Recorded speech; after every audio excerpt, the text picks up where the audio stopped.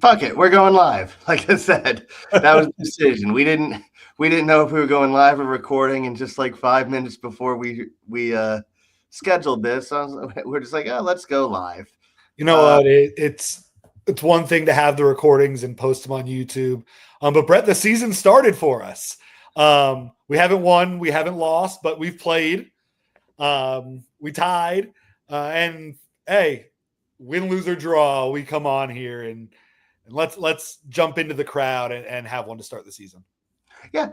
No, it was a very interesting game. And let's preface by saying this: it is preseason, so there is going to be things people overreact with, things people don't overreact with. But we're just going to call it a hot take day, and we're just going to come up with some of our hottest takes from. You didn't tell me it was hot take day. I was on here to talk seriously. We can do both. It's both. You can do both at the same time. I will say this one hot take I did see that I do not agree with was a lot of people complaining about the play calling in a preseason game. First of all, it's a preseason game. It's going to be very vanilla anyway. But I actually thought even when Zach Wilson and Quinn Ewers came in, I didn't have a complaint with the play calling. I thought with the first team offense, it was very good. People are going to complain about the red zone to goal line stand. I think that's okay. Which is okay. I think Eric had a good breakdown video today on the offensive line with that. The fourth down play call, I think, does come down to, surprise, surprise, the tight ends, because it seemed like you had three guys all blocking different ways, and it left someone open. But those are live reps. You need to get people live reps. But you also, I think, around the goal line, need to give Tua live reps. Yeah. And I think that running the ball up the middle 4 straight times is not helping the offense get better in red zone situations. I think not throwing the ball one single time in those 4, like, to me, look, it's the preseason. Every year you could go back and we talk about it's going to be vanilla. They're not going to open things up. They're not going to call things. But I think the criticism of that red zone trip with Tua on the field, the only drive that he was going to be down there on the field, I mean, you got to let him throw the ball at least one time. But it's a preseason game, and you said we're overreacting, so I'm going to overreact. But at the end of the day, what matters is what do you do in the red zone against Indianapolis. Yep. And whatever Coach McDaniel feels, he's going to be under a microscope week 1. So whatever he feels he needs to do to get his team prepared for that point, he's got to do. But that's the one play that I'm like, you got to do something different in that set. But you know what? Whatever. Yeah. If you go further down, the further down into the roster you get, the play calling doesn't matter. But I also think he called a great play to Tanner Connor that Zach Wilson just didn't get enough air on. It would have been a walk-in touchdown.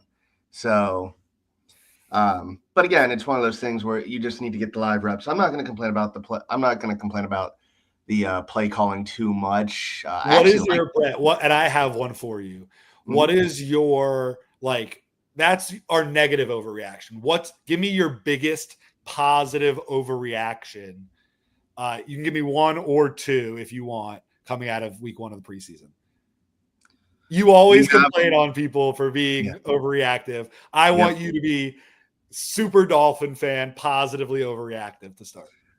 We have a starting cornerback tandem, and I'm not worried about him, and it's going to be Storm Duck and Ethan Bonner.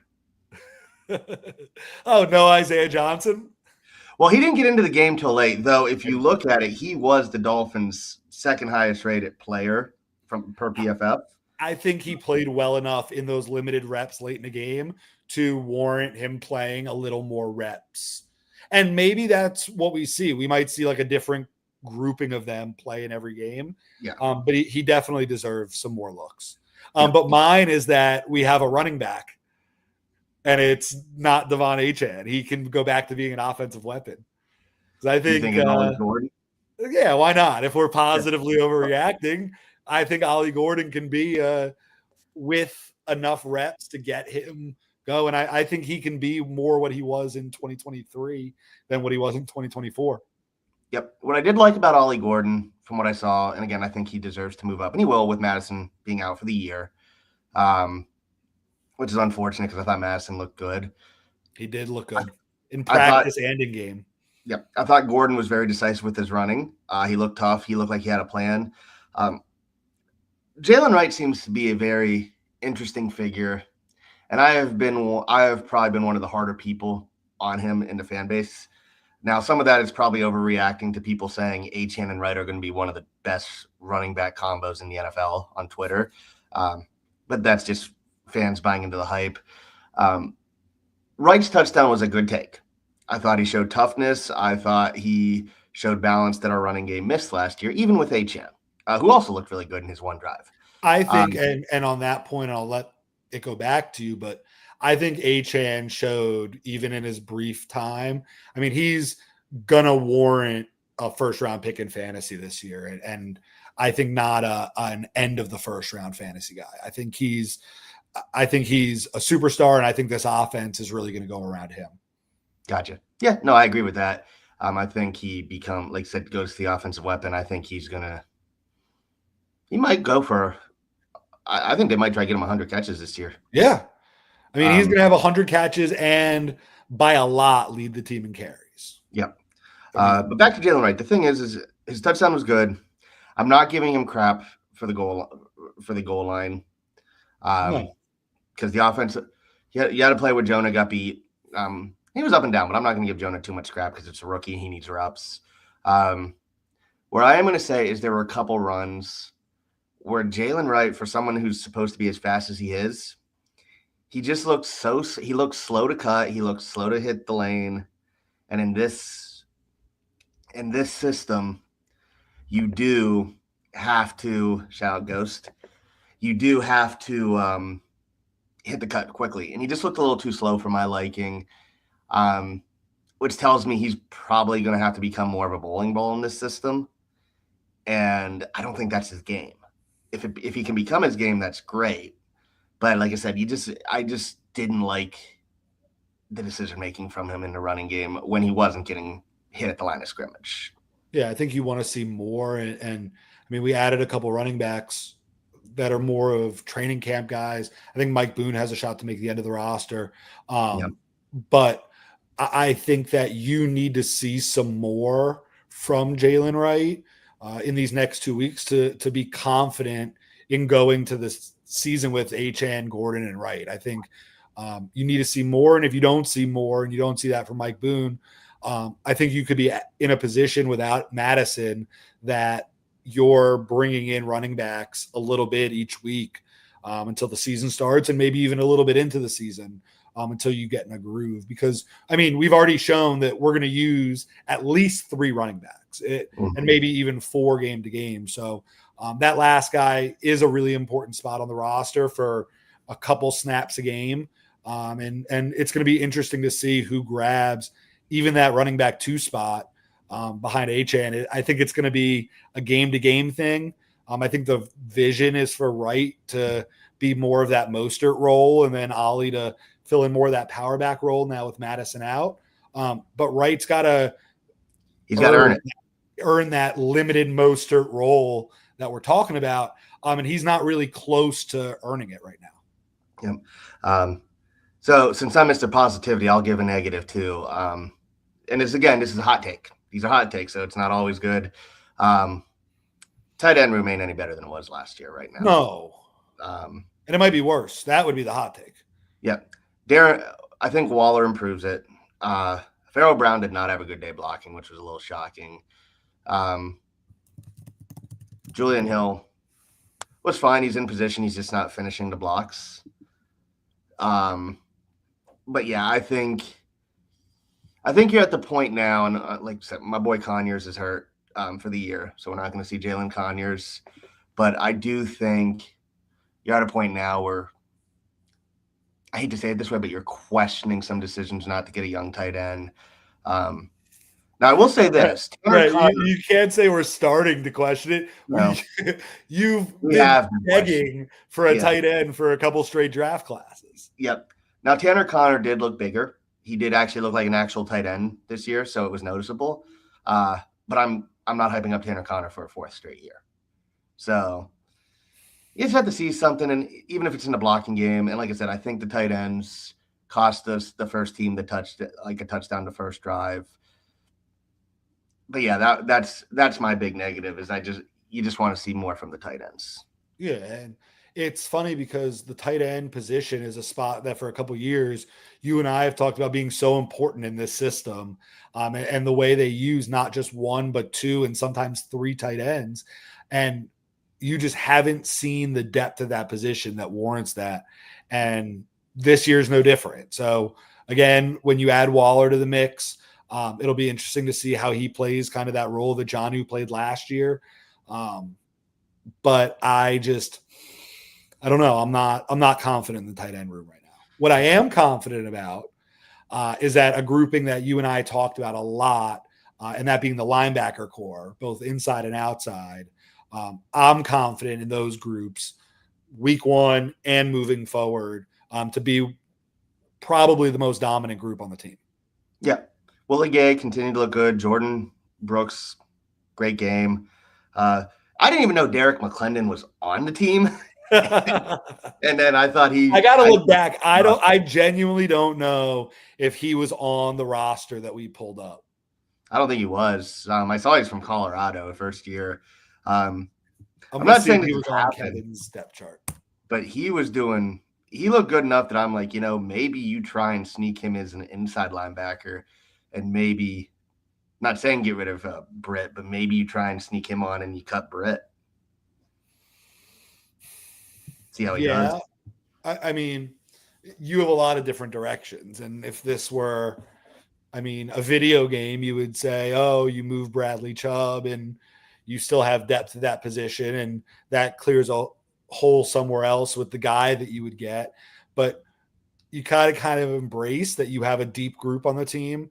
You keep the best ones. You try to stash one or two on the practice squad, and you see what happens. But it's definitely a positive for this team, and it's going to be a really strong group. And it makes the secondary look a little better when you're getting constant pressure. And so we'll see in the next couple of weeks.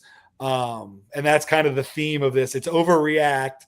And in the next couple of weeks, you need to see if that unit continues to be dominant, keep those guys healthy, keep those guys fresh, and move into the season and wreak havoc. Play a really aggressive style of the defense, and pin your ears back. Don't get beat deep like you and I have talked about. And you might have a little something here on this side of the ball. Yep. And let's just go over this real quick. From Ryan Smith, this was yesterday. The highest graded Dolphins per PFF. Number one was Taj Washington, who we've talked about. Great game. He did look really good. And I think a lot of people were sleeping on him to make the team. And I actually have a take on the wide receivers in a moment. Number two was Isaiah Johnson, someone I think a lot of the fan base has been hyping up. So I expect I love Isaiah Johnson. What did I remember? We made our bold predictions a couple weeks ago, and I said Isaiah Johnson is closer to a starting cornerback position than Cam Smith. Number three was Patrick Paul. Looked every bit as dominant as they've been saying. He looked really good in preseason. So a lot of people might be having to hopefully apologize to Patrick Paul. But we'll say still now that's a hot take. Number four, Jordan Phillips, who I don't know if you've seen some of the cut-ups people have been putting online. He was really good as a nose tackle. Yeah. He was that's his role. He is a nose tackle. Yep. Then you had Storm Duck. Again, I thought he looked good. Name I wasn't expecting to see, and PFF has him listed as a right tackle, and I'm pretty sure he played right guard, was Braden Daniels. Interesting. And then the last one they have listed was Kenneth Grant. I thought all the D linemen looked good. Grant looked great. Zeke Biggers had a couple really nice plays. Matt Dickerson's making this team. Yeah. I think he definitely is making this team after that. It's crazy that suddenly a week goes by and we're like, wow, this we're it's going to be We're some going to tough make decisions. mistakes, and we're going to have drives that we don't look good. We might have games that we don't look good. But Yeah. you got some fundamental pieces here that are going to grow together. I think you need to make a couple more additions moving forward, but I think you got a little something here. Yep. I saw some people freaking out about the defense in the second half. And it's like, first of all, it's pretty. Once you got to the second half, most of these guys aren't going to be on this team. You can't overreact to the second half of the first preseason. Second of all, look at the difference. The Bears brought Case Keenum in as their third string quarterback. Guy who not that long ago got the Minnesota Vikings to a NFC championship God, game. it's fun to watch guys like Case Keenum, huh? Makes you feel young again. Yeah, it does. But I didn't see anything with the defense. The big question, ironically, now, and I think it's kind of is what do we have in the safety room? Now Minka was taking a seat, and then Campbell got hurt, but apparently it's not too bad.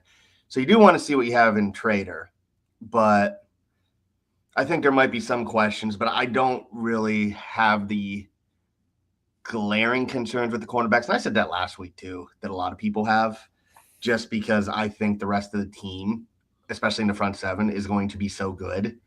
It's going to make people look better. And you just need people to get the hands up. And we saw that. You just need to be a little physical and don't get beat over the top. And I'm going to keep saying it for the next 3 weeks into week one. Guys will make this team if they just don't get beat over the top. Balls are going to get batted that are thrown on the inside.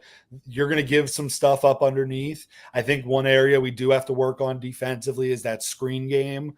I think we got to find a way to get a little more pressure on the ball a little quicker.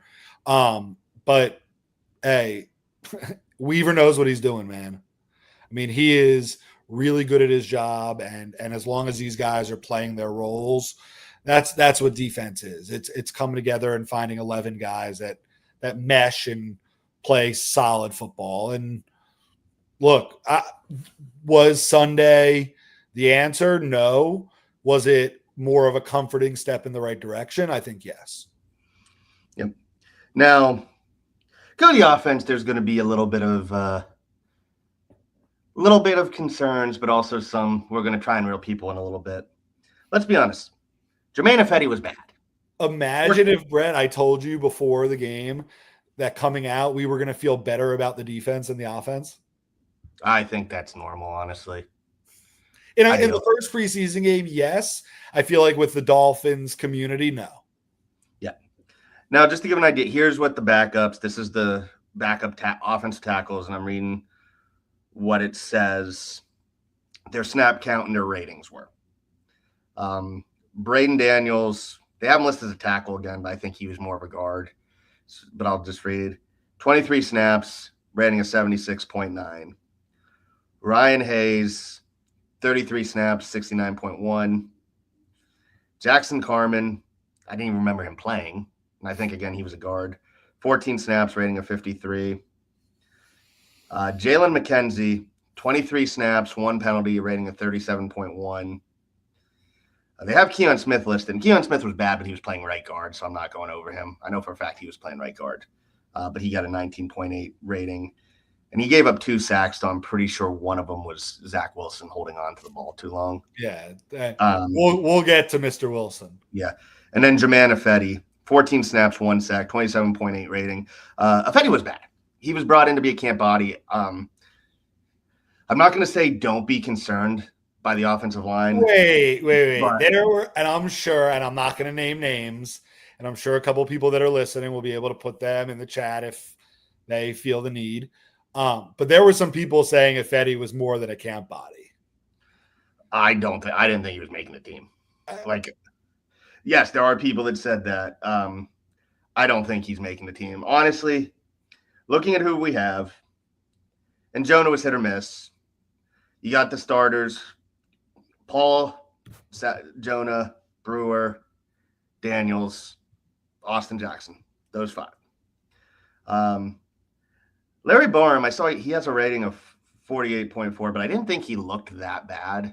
I'm not going to say I really paid that much attention either, but I don't remember much bad from him. He's making the team. So there's your 6.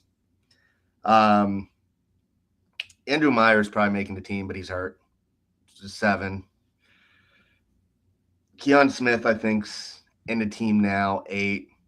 Apparently Ike's out for a long time, so he's not going to be on the starting line. I don't think he's going to be on it. What was his injury? I don't even know. I don't even know. I just know he's on the pup. So honestly, you're probably looking at Braden Daniels as the next guy.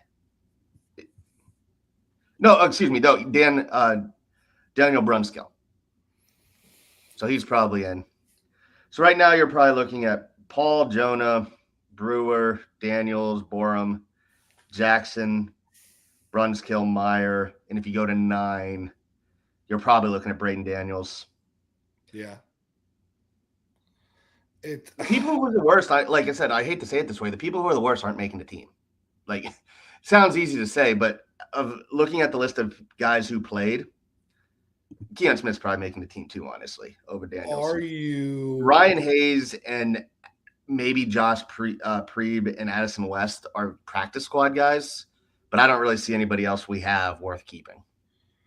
If you're looking at the team right now, week 1 starting, if Austin Jackson's out, like you tell me you're comfortable going to a football game with Larry Borum, starting cut with Tua's blind side? No, I think you're going to have to help. I just think what I'm saying is I don't think you have to help 10 minutes after you were talking about you don't feel comfortable about our tight ends blocking. Yeah, but you're still going to help. You're still going to you're not going to leave him on you're still not going to leave him on an island. Agreed. That's the point. I'm not getting on Jermaine Ifedi. Like, he's not making the team. That's the point. I'm like, him looking bad, okay, I didn't think he was making the team, so him looking bad doesn't affect me. Okay, guy who was brought in didn't look good. Okay, next, bye. I'm not losing sleep over him. I'm losing sleep over the thought of Larry Borum protecting Tua's blind side. I would prefer they just say Borum is an interior guy and go someone else. Well, we have a bunch of those. Yeah. But like everybody said, the interior is much better depth-wise than the tackle. But unfortunately, that's just the NFL. It's just crazy to me that we're still talking about this. Now, you could take that line and say it for probably 30 other fan bases. I think the only one that isn't saying it is Philadelphia. It's the 31 other. 30, yeah. Okay. So let's talk about Zach Wilson. It was the Zach Wilson experience. Some good, some bad. I think 2 of the sacks, the first 2 sacks he took, I think that all 22 shows it. For the first one, he had someone wide open as his first read, and he didn't take it. He got sacked. There was another sack where he just waited too long. Third one, it was a 4th down. He got killed. Nothing you can do about that. But yeah, it was a Zach Wilson experience. You see the arm talent, you see the athleticism, but then you sit there and say, what are you doing?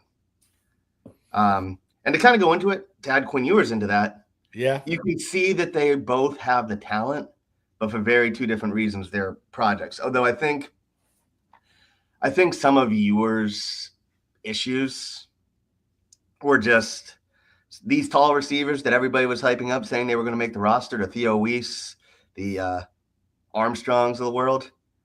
They can't get open against the Bears' 4th and 5th string defensive backs. I don't think they're making the team.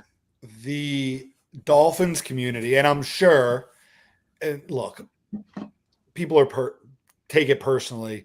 You can say the same thing about 30 other fan bases and their fan bases, group of fans that talk about the team.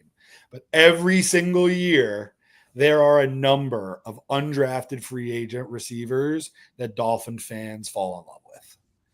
Every year. There were last year, there will be next year, and it's the receiver position from top to bottom is one of the deepest positions in all of football, if not the deepest. Yeah. Okay? Well, let's be clear too, and this was what I was going to say. There is a wide gap between the top 6 guys and everybody else. The question right now, Well, even then, it's like the question right now is: if we keep 5, do you keep Taj Washington or D. Eskridge, or do you keep 6? I Because think you even keep then, 6. Um, I think you keep 6 if you feel Taj Washington is going to be your return man. mm-hmm. I think the edge that D. Eskridge has is that he, if my eyes are correct, is all over special teams. Yep. Um, so Special teams I look really good this weekend too. what'd you say? Special teams looked really good this weekend. Yeah, and wow, what is that like? I haven't seen that in a really long time. Um, Somebody said, "Who's our special teams coach?" And I just said, "Not Danny Not Danny Crossman." Crossman. That's right. It's Um, just an improvement because it's not Danny Crossman. but I think that D. Eskridge is the kind of guy that you can see being a special teams leader on this team. Mm-hmm. And so he almost moves into that. I'm pretty sure he's going to make the team category. And then the question is, do you love Taj enough to trust that somebody's not going to poach him and you keep him as the 6th? And when inevitably somebody misses a game, he has some reps and some roles and some gadgets, and you hope that he's Jakeem Grant. Yeah. Well, I hope he's better than Jakeem Grant because the one thing Jakeem Grant could not do is catch the football. Well, But yes, I know what that's you his mean. job. The one thing I have heard multiple people say that it tells that this is why I've thought Taj Washington was probably making the team a lot earlier than a lot of people did, is they said he can play. He can play outside. Yeah. That tells me if they think he can play outside, he's making the team. I mean, he was the number 1 receiver for Caleb Williams. Like he's not a slouch of a receiver. And I think people are sleeping on that he's some like underrated kid. He fell because he's small. Yeah. I mean, he's a tough football player. Yeah. Honestly, after the top 6, it was a gap, and then our old boy as a comma was probably next guy at 7, and then 8 was probably a guy we didn't really talk about, another small guy, and AJ Henning. Yeah. I think I would feel more comfortable, and a couple of those receivers will be on the practice squad. But at least one. Yeah. I think that when you look at the receivers, I think right now I'd rather keep 6 receivers than 4 running backs. I'd agree. I think I'd rather keep 6 receivers than 4 tight ends. 4 tight ends. Yeah, but with Ingold you kind of have to now, especially with Ingold with a concussion, and it doesn't sound like it's a minor concussion either. Well, then one of those, I consider the fullback its own position. Yeah. So then you look at a guy like Rucci will become the fullback. I think right now it's Connor. Huh? I think right now it's Connor in that role. Or Connor, or you bring in somebody if the concussion's that bad. But whatever it is, I consider that a different position. And so, like, if I'm looking at 4 guys in that tight end room, and then I'm looking at cutting Taj Washington, I'm keeping Taj. Yes. And you add a tight end as needed off the practice squad and whatever. But I would be kind of surprised if we only kept 5 receivers. Yeah. No, I think you have to do 6. Now, I just don't think the 6 are close. It's really, if we keep 6, you know who the 6 are. I agree. Yeah. Brett, and I mean, we've kind of covered week 1, and we can just touch for a second on week 2 and go on with our night. But what are a couple things? I mean, week 2, the starters will play a little more. Guys will get into a little more of a rhythm. What are some things that either you didn't see in week 1 that you want to see in week 2, or maybe some things you want to see? How do they translate once a week goes by? So I'm guessing we're probably going to see most of the offense, maybe not Tua and maybe not Achane or Waddle, but I think you'll see most of the starters in for a quarter to the whole first half. I wouldn't even play Achane. I would just tell Achane to take. Yeah, no, he doesn't need extra touches. But what I would like to see is, now I think more than you want to admit it, Jalen Wright versus Ollie Gordon for RB2. is a much closer competition than they thought it would be or want it to be. Yeah, for sure. So I would like to see how they do. I thought the offensive line, the starters at least, did a really good job opening holes. I think that the Detroit D line, if healthy, that's always a question with them, but I think the Detroit D line is probably going to be a little stronger than Chicago's. Yeah. So I'd like to see how Patrick Paul builds. I'd like to see how Jonas Avenea builds. Because like I said, he was up and down. You saw some elite reps from him. You also saw that he's a guy who played right tackle last year and is learning a new position. So I just want to see him build on it. Other than that, it's like, well, the third thing for the offense is you want to see if I'll call them the Washington Bros, Taj and Malik. I just want to see if they can build on it. I just want to see if they are ready to take that step. And you can throw Eskridge in there too. I just want to see who's ready to take that step because as we all saw when Waddle or Cheetah were out of the game last year, we fell off a cliff. Yes. And I think if we get those guys to step up again and show that they got a little bit of that grit, it makes a difference. Because no disrespect to people like Barrios, Craycraft, all the disrespect to OBJ, but they just weren't physical enough to take on a bigger role in the offense. Totally. I mean, they weren't good soldiers for the team. They just weren't big. They just didn't have the grit we needed. Couldn't go up against the higher quality defensive backs. So I just want to see them build on that. And I think Detroit, which is more of a team that is an established culture, I think that's going to be different. And we didn't really touch on this, but everybody was talking. The story coming out last week was Chicago was getting dirty in camp. And that's why there was a bit of a scuffle between Dolphins players was they were doing extra hits to our offense and we were doing the normal. We're just going to stop, tap, playoff. I'm not going to give Chicago crap for that either. It's a team that's been in so much dysfunction. They're trying to establish a culture. Agreed. So I'm not going to be too mad about that. But I think you're now going up against a team that has an established culture. You know they're going to be tough. You know how they're going to play. So just want to see how they add to that. Defense, I just want to see everybody get out of the game healthy. For sure. I want to see everybody get out of the game healthy. But I am interested to see how our starting defense looks against a more competent offense that probably starts their starting quarterback. And they have a new offensive coordinator, but in a more established program and a receiver like Amon-Ra, if he plays, a running back like Gibbs, if he plays for a drive, a running back like Montgomery, if he plays for a drive. See how we do against guys like that rather than Badgett. Yeah. And just before you end, just to go back to Bears game, I actually think it was a mistake for them not to play Caleb Williams last week. I agree. Because I don't understand not Patrick Mahomes, I understand. Lamar Jackson, I understand. Josh Allen, I understand. I understand Tua, too. Although I'm happy Tua got a drive. I'm happy he got the drive. And Tua pushed for that drive. I didn't even realize he had never played in the preseason. They said that was his first preseason start. So I like that he got in there for a drive and they kept it kind of safe for him. Guys, Herbert, maybe a drive, but I don't know. I think a guy like Caleb Williams, I think a guy like Kyler Murray, who we saw play. I think all the rookies, I think all the JJ McCarthy, there were talks, is JJ McCarthy going to play? Of course he should play. Yeah. And I think Minnesota is going to be pretty good as we veer off. Yeah. And I know we'll do our season predictions and stuff like that as we get closer. But I think young quarterbacks should play. If you can't protect your quarterback, you got big issues. And keep the play call simple. Let him get out there. Let him get up and down a couple times and then move on. I don't think it helps to be in street clothes.